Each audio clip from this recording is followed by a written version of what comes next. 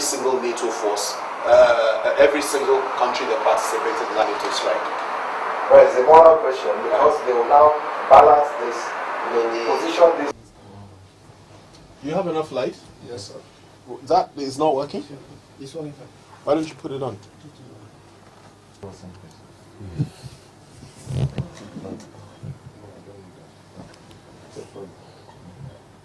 want to thank you very much for Thank you very much.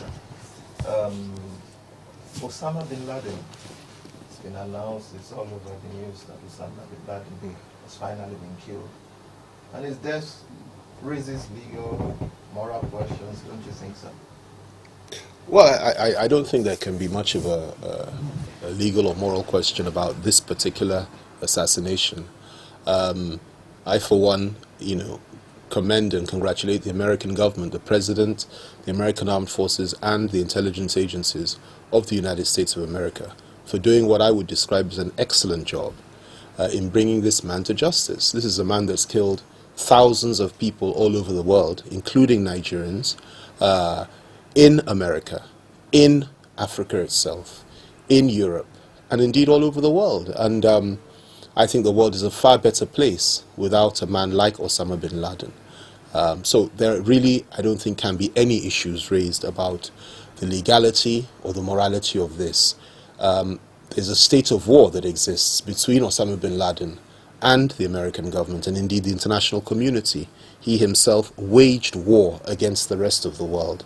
And in that scenario, in that situation, it's perfectly legitimate and lawful to target him simply because he is an armed combatant and he sits atop of an evil empire, an evil organization whose purpose and mind is to Islamize the whole world, introduce a form of Islam that is archaic and does not exist in this world anymore, and to ensure that people are forced to subscribe to that way of life. So there's a state of war. He's a killer, he's a murderer, and he's somebody that needed to be taken out. And he was taken out within the confines of international law. In terms of morality, again, if a man has set his mind and his heart to butcher and kill hundreds of thousands of people, and he has told the world that this is what he lives to do, this is what he enjoys doing, and this is his single purpose in life, then certainly it's an obligation that is incumbent upon virtually everybody that is civilized to send him to hell where he belongs. And I'm very happy to say that I'm sure that as we speak now,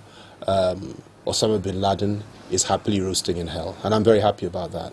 Well, I asked about the legal and moral question, because not so, just a few days ago, we had the strike in Libya, which killed Muammar Ghaddafi's son and his grandchildren, and the issues of legality and morality being raised there.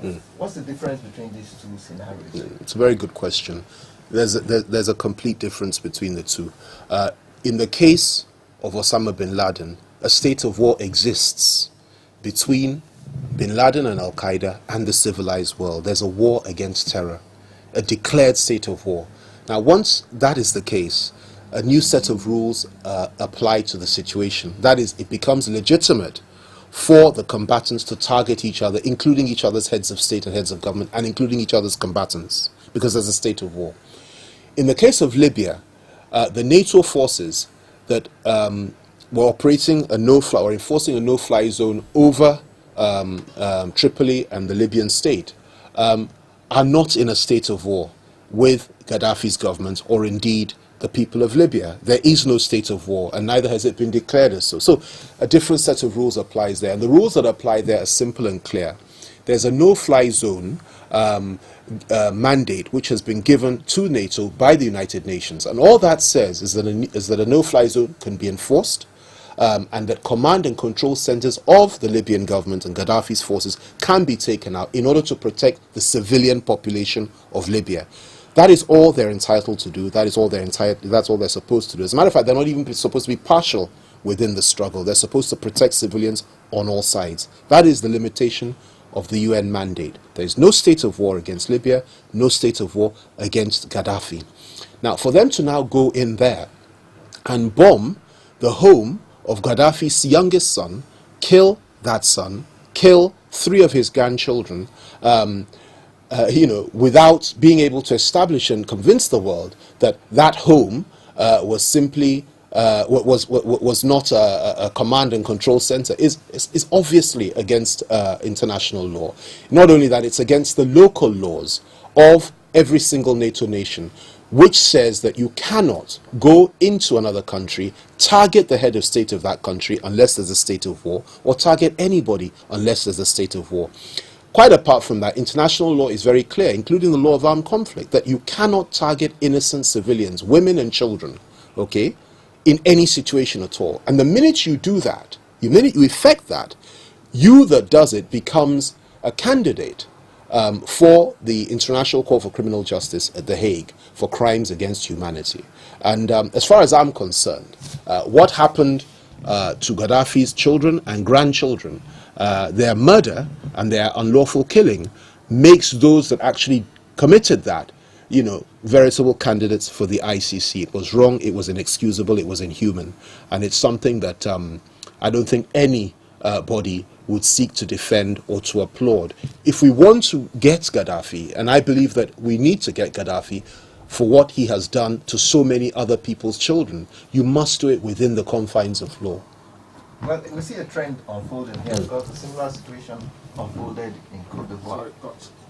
I'm saying that there's a trend unfolding here. We've seen a similar situation in Côte d'Ivoire when the French forces went in to get Gbagbo, and now we see it repeating itself in Libya. Well, again, the situation there is very different to Libya. In my own view, and this is my estimation of the situation, there was absolutely no UN mandate for French forces to operate on the ground in La Côte d'Ivoire. Certainly, they did not have a mandate to enter the presidential palace, assist Ouattara's troops to go in there and capture the head of state, and capture his wife, capture his family, treat them like common criminals, humiliate them and shame them before the world, and treat them with a very, very small amount of dignity, if any dignity at all. They certainly didn't have the mandate to go there and shoot in the face one of his ministers, kill his chief of staff, and kill many other government officials right there in his presence. This is unlawful behavior. It's reprehensible behavior. And it's something that I think every African government and every African person should frown on, because it sets a very dangerous precedent. Whatever the challenges were and are in La Côte d'Ivoire, let it be fought out between the two factions, that is Ouattara and Gbagbo. It seems to be over now, but is it really over? Who controls the Ivory Coast? Is it the French, or is it Ouattara himself? Is he a French puppet, or is he a legitimately elected president? Was he ever really elected? Why are the South Africans and so many African countries and so many Western countries and so many non-African countries against the position that France took? Are you aware of the fact that Nicolas Sarkozy, the president of France, was also the presiding magistrate at the marriage ceremony of Al-Hassan Ouattara and his white French wife many, many years ago, and that they're personal friends? Are you aware of the fact that at the end of the day, when the election was conducted in La Côte d'Ivoire, the Constitutional Court, which is the body that is lawfully charged to announce who the authentic winner of that presidential election was, said that Ouattara was not the winner, and said that actually Gbagbo won the election? Are you aware of the fact that the one person that said that Ouattara won was his kinsman and his friend, and he made that announcement? He was second in charge of their own form of INEC. He ran to Ouattara's hotel, announced it from there, and the man has not been seen since.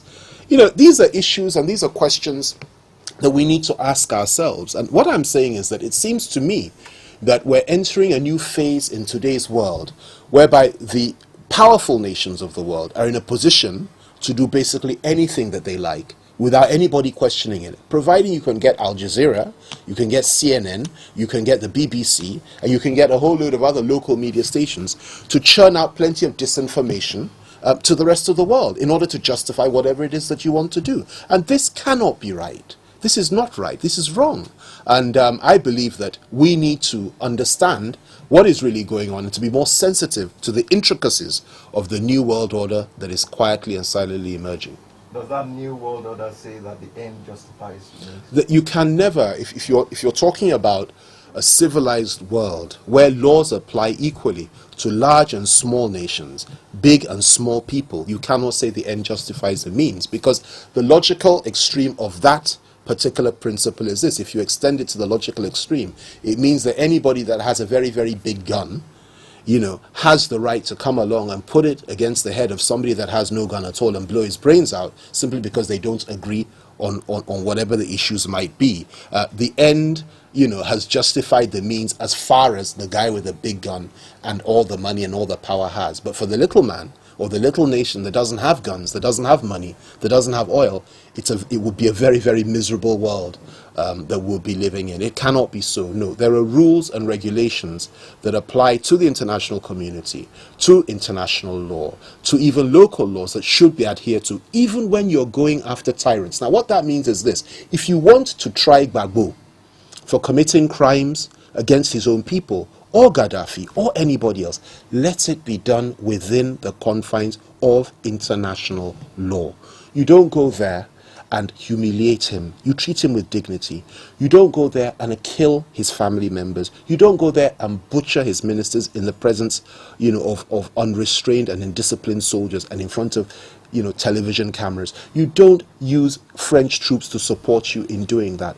And you don't target the children of tyrants and his grandchildren, kill them, and then express joy afterwards, and then lie to the world that this was nothing but collateral damage and the private home of these children was a command and control center. We must understand that the law should be applied equally and in a decent manner to everybody in this world, whether you're black or white, whether you're Christian or Muslim, whoever you are. The law must be applied to you fairly and decently and in a rational, reasonable way.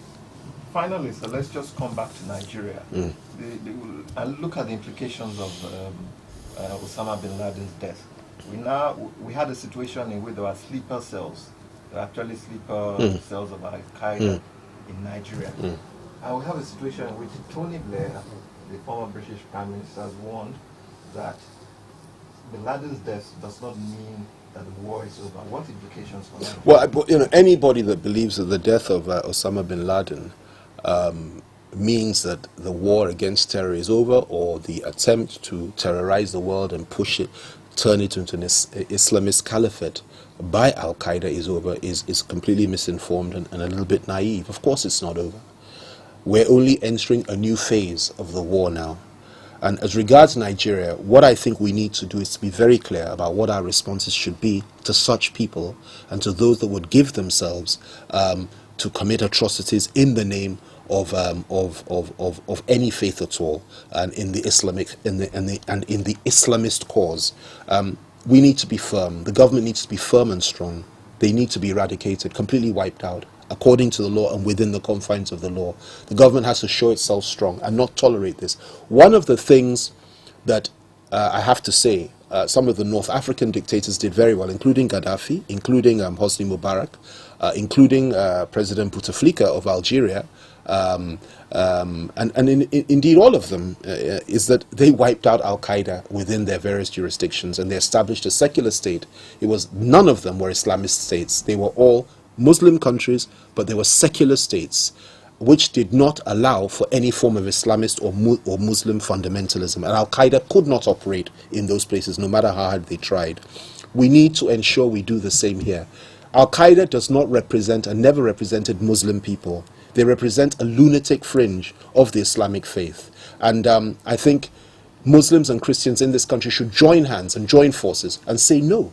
So if they are operating in the Northeast, which I agree with you that they are, it's very, very important for us to join hands and push them out. This is Nigeria. This is not a place where we blow each other up and kill each other in the name of any religious faith. And if it happens, it should be crushed by the government and it should be fought by each and every one of us. Thank you very much for speaking with us. Thank you.